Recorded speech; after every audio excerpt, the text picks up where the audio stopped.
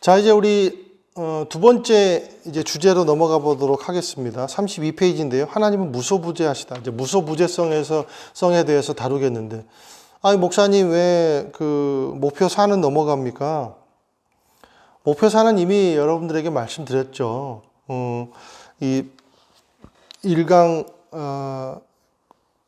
말미에 그 하나님의 그 로마서 8장 28절 말씀을 통해서 여러분 이미 깔때기, 필터, 그리고 그 점증적, 점층적 형통을 설명하면서 이미 말씀드렸기 때문에 넘어갑니다. 자, 그럼 공식 하나만, 우리가 아쉬울 수 있으니까 공식 하나만 그냥 써볼까요?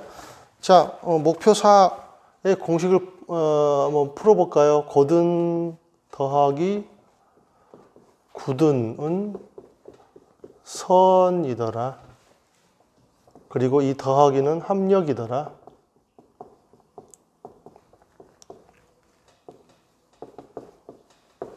예, 이렇게만 정리하시면 여러분 이해가 되실 것 같아요.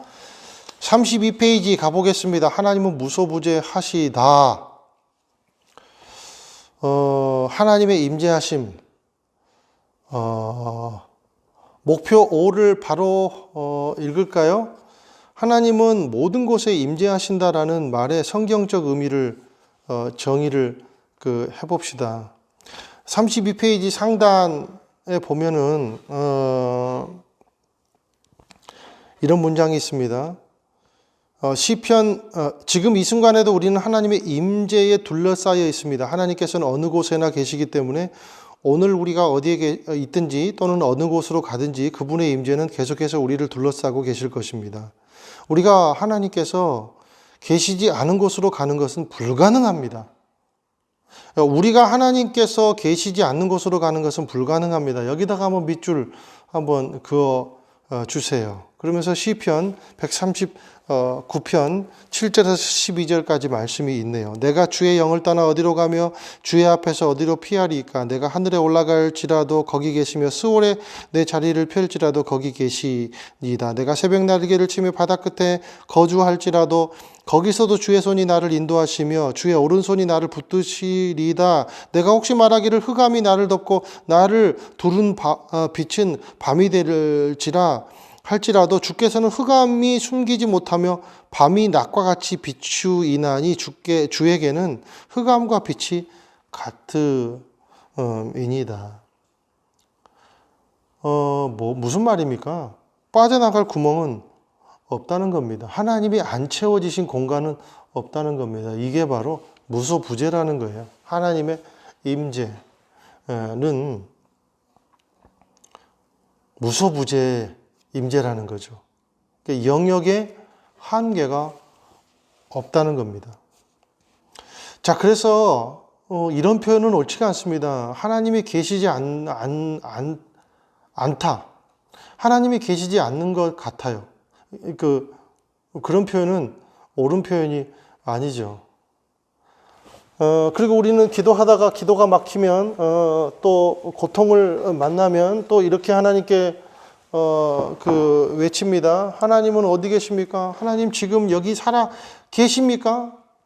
이런 표현도 옳지가 않아요. 왜냐하면 우리가 인식을 하지 못할 뿐이지 하나님이 안 계신 것은 성립이 불가능합니다.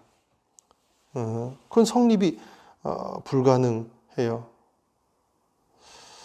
그게 이제 33페이지에 있는 설명들인데 여러분들이 한번 쭉 읽어보세요. 그리고 여기서 저는 중요한 33페이지에 중요한 문장을 발견했는데 중간쯤 밑에 보면 우리가 이 땅에 사는 동안 그러면서 그 설명 끝에 뭐가 있냐면 공간이 하나님 안에 담겨져 있는 것입니다. 그랬어요. 공간이 하나님 안에 담겨져 있는 것입니다. 여기다가 한번 빨간 볼펜으로 밑줄을 한번 그어보세요. 사도행전 17장 28절에 보니까 우리가 그를 힘입어 살며 기동하며 존재한다. 그리고 골로새서 1장 17절에 보니까 만물이 그 안에 함께 서 있다.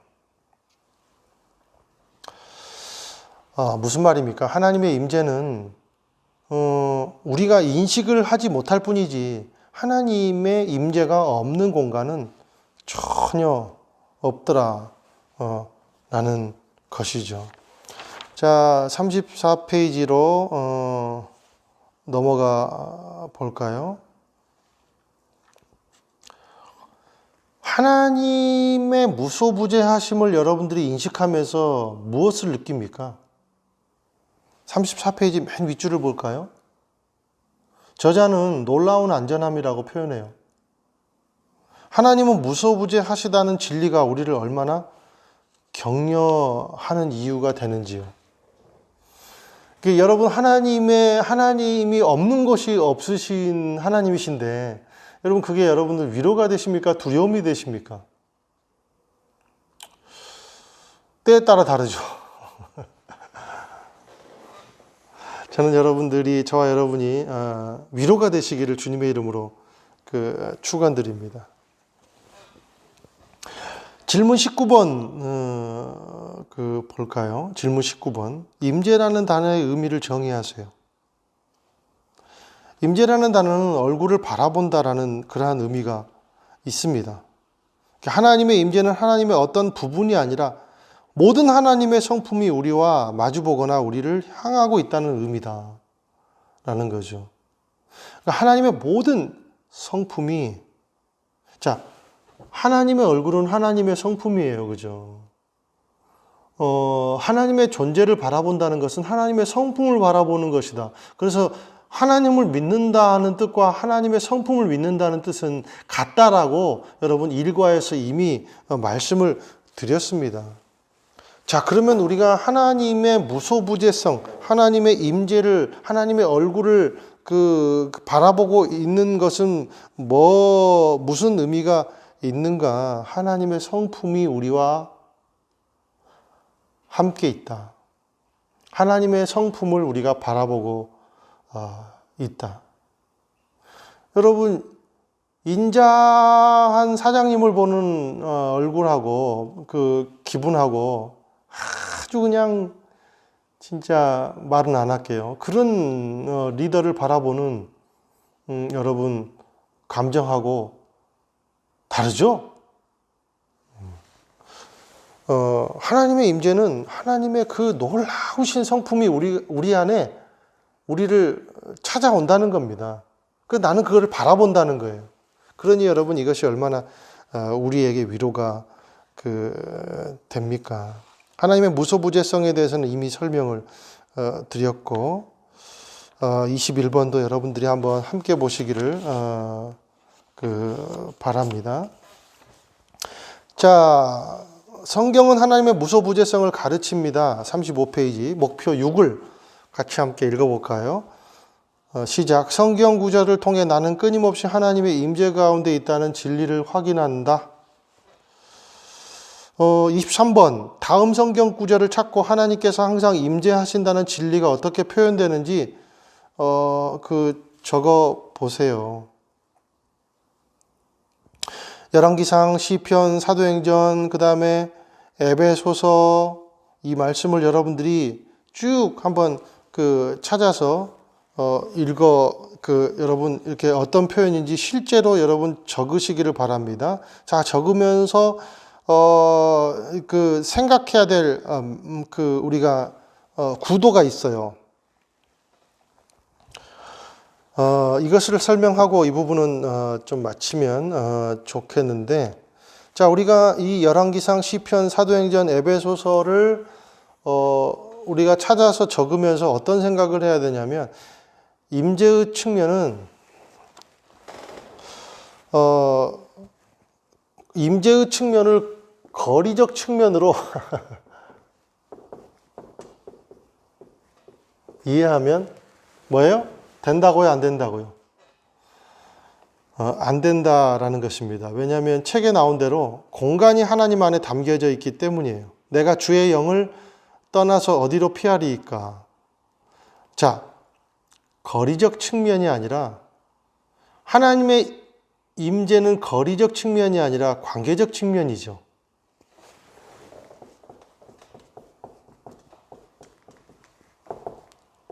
성품적 측면이라는 것을 여러분들이 기억을 하시기 바랍니다. 예를 들어 볼게요. 한 방에 있는 부부가 한 방에 있어요. 이 한 부부는 인고 부부예요. 한 부부는 철천지 원수 부부. 곧 이제 법원에 갈 부부. 여러분, 이게 거리적 측면입니까? 관계적 측면입니까? 이해가 되셨죠? 같은 공간에 있으면서도 어떤 관계이냐에 따라서 빨리 느껴질 수도 있고, 너무 가까이 느껴질 수도 있다. 라는 거죠. 도출해 볼 수 있는 사실은 이거죠. 고로 하나님의 임재는 멀리 떨어져 있는 하나님이 다시 내게로 오는 것이 아니라 늘 내 옆에 있지만 내가 죄로 어두워진 시야 때문에 하나님이 없다고 느껴지는 거죠. 관계가 멀어진 겁니다. 그러고 나서 다시 은혜 받아서 우리가 하나님을 가까이 느끼는 것은 뭡니까? 하나님의 성품을 아는 지식이 확장되는 거예요. 그리고 이제 영의 눈이 열리게 되는 거예요. 그러면 하나님의 성품이 나에게 임재돼서 쭉 들어오는 게 느껴지니까 내가 하나님과 가까이 있는 그의 임재를 느낄 수 있다라는 겁니다. 나는 끊임없이 하나님의 임재 가운데 있다? 그렇습니까? 하나님이 나에게서 멀리 떨어져 있다고 생각되는 이유가 뭡니까? 이것을 한번 고민해 보시기를 바랍니다. 자, 목표 7로 이제 바로 넘어가겠습니다. 같이 읽을까요? 하나님은 모든 곳에 임재하신다는 진리가 성경 속 인물들에게는 어떻게 증명되었는지 관찰하고 분석하고 하나님의 임재하심의 진리를 내 삶에 적용한다. 그래서 성경 인물들에게 나타난 실제적인 하나님을 이제 설명하고 있는데, 요나에게 나타난 하나님, 그리고 사드락, 메삭, 아벳느고에게 나타난 하나님은 이 두 가지로 이제 이 마지막 목표 7을 설명을 하고 있어요. 자, 27번 문제 한번 볼까요? 요나가 이제 하나님의 낯을 피해서 도망갔고, 그리고 요나가 그 고래 뱃속에서 참담한 그러한 상황을 만났을 때, 두려운 상황을 만났을 때, 그 영혼 속에서 그 곤고함을 느낄 때 이제 하나님을 생각하게 됩니다. 그리고 하나님이 이제 요나를 토해내게 하십니다. 그리고 니느웨의 회개의 어떤 역사들을 통해서 하나님은 요나에게 가르쳐 주십니다. 자, 이 모든 과정을 한번 보세요. 27번. 우리는 종종 삶에서 부딪히는 상황들을 통해 전에는 결코 생각해 볼 수 없었던 하나님의 성품의 진리를 배웁니다. 요나는 결국 하나님에 대해서 무엇을 깨달았습니까? 무소부재적인 측면에서 본다면 하나님 여호와께 피할 곳은 결코 없다. 라는 것에 대해서 깨달았겠죠. 그래서 시편 139편의 7절에서 12절을 요나는 기억했겠죠. 내가 주의 영을 떠나서 어디로 가며 주 앞에서 어디로 피하리까? 하늘이든 바다든 땅끝이든 바위 속이든 피할 수가 없다는 것을 깨달았을 것입니다. 그리고 요나는 하나님은 자신과 늘 함께하고 있다라는 것에 대해서 깨달았을 거예요. 이게 부재적인 측면이신 거죠. 하나님의 절대적인 주권과 하나님의 무소부재적인 측면, 그리고 하나님의 속성을 생각해 볼 때 왜 요나는 죽지 않고 그러한 하나님을 배반했던 그리고 이기적으로 살았던 그 순간에도 요나는 보호를 받을 수 있었을까요? 하나님의 성품 때문이에요. 뭐예요? 하나님의 사랑의 성품이 작용을 한 거라고 볼 수가 있겠죠. 하나님은 사랑으로 요나를 품으십니다. 그 임마누엘이에요. 그게 하나님의 임재라는 것이죠. 그러면 요나는 이제 이 임재를 느끼고 하나님과 더 친밀한 관계를 가졌을 것이라고 생각합니다. 그리고 회개하게 되는 역사가 일어나게 되는 거죠. 사드락, 메삭, 아벳느고 보세요. 사드락, 메삭, 아벳느고의 특징은 그렇습니다. 하나님은 어떠한 상황 가운데서도 역사하신다는 것을, 그러니까 이 사드락, 메삭, 아벳느고만큼 하나님의 임재하심에 대해서, 하나님의 보호하심에 대해서 강렬하게 경험한 사람들이 없어요. 성경에 보면. 이 대단한 인물들이죠. 풀무불 속에서도 예를 들어 다니엘서 3장 25절에 보면 왕이 또 말하여 이르되 내가 보니 결박되지 아니한 네 사람이 불 가운데로 다니는데 상하지도 아니하였고 그 넷째 모양은 신들의 아들들 같다. 무소부재 극치죠. 그죠? 하나님은 어떻습니까? 그 불 가운데 타고 있는 믿음의 사람들, 하나님은 무소부재하시다는 것을, 하나님은 능력 있으신 분이시다는 것을 믿고 하나님의 공의를 믿는 그러한 사람들에게 반응한 거예요. 그래서 풀무불 가운데 그 옆에서 친밀하게 역사하신 것이 바로 신들의 아들. 이 신들의 아들은 여러분 예수님을 말하거든요. 예수님으로 나타난 거예요. 자, 여러분. 자, 이제 질문 34번 보세요. 질문 34번에 한번 동그라미 칩시다. 하나님께 대한 요나와 유대 청년 3명의 순종을 비교해 보십시오.